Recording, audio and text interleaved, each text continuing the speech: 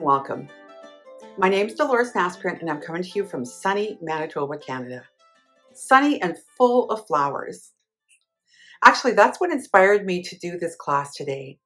I love this time of year where I can go outside and pick flowers and put them into a bouquet. And I've been seeing so many really cute flower bouquets come up on Pinterest and social media, so I thought this is the perfect time.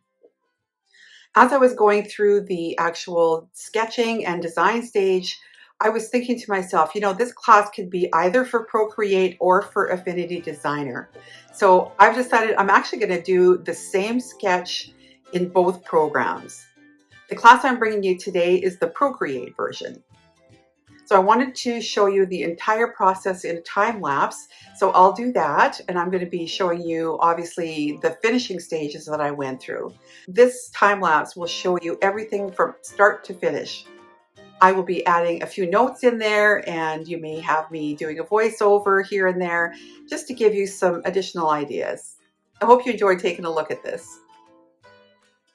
So a lot of the sketching definitely helps me to get a good plan in place and decide on the basic composition. I could go through a lot more detail at this point, but I find that a lot of the fun of it is to do a lot of the filler elements as I'm going along. I definitely had a good idea of where I was heading with this. With the painting, I ended up going back and doing a lot of touch-up on it, so if I had taken a little bit more time when I was doing the painting, it probably would have saved me time in the long run.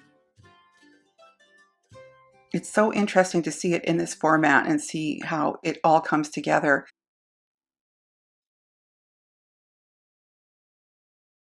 I learn every time I do a project like this.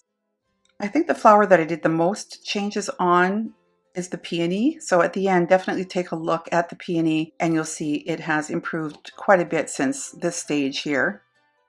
Those filler elements were fun, and I ended up even copying a couple of them and using them elsewhere right at the very end when I was working on this. If there was one flower that I could change on the whole layout, it would be this one. I definitely had a hard time deciding about that center, and I tried it probably 3 different ways before I was satisfied, and even then I don't love that flower. I think I would do something a lot more detailed. Here's one go at it. I think I need to go back and take a look at more reference on the center of a flower before I do any more on that one. Every addition of detail elevated this bouquet more and more.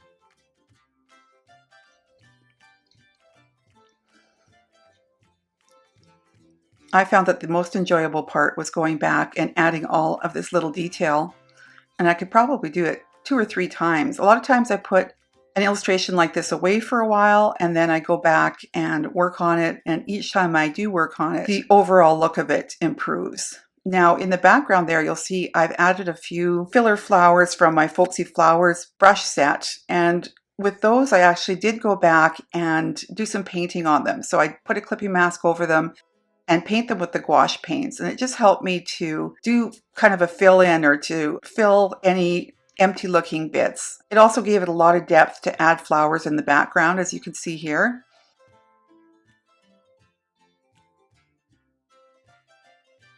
I think a bouquet needs to be really full to look good. And you'll see me move these big flowers around a little bit here at this stage, just trying to really perfect the composition.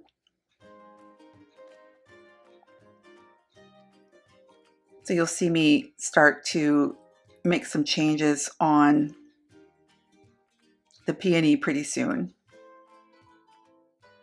And can you see in the background there, I just did a dark airbrushed section that really made it stand out. And I went back and did quite a bit more work on the bow.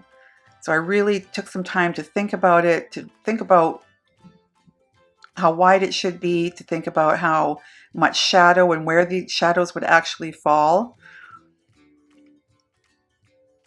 So having that square knot I thought worked better, but I ended up kind of making the whole ribbon a little bit narrower at the top. And then just lots of little bits of touch up all around, adding more flowers wherever necessary, making sure stems didn't just end in the middle of nowhere, and overall the addition of a lot of texture.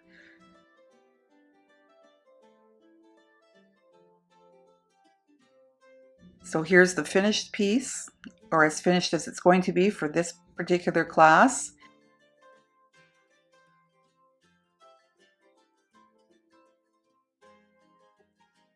And here's the use of it on a mock-up. That kind of wraps it up for this lesson. Here you can see all of my social links. Follow me on Instagram, and if you post something, please tag me. I'd love to see your work.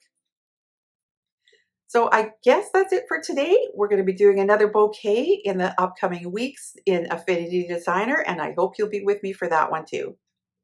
Bye for now.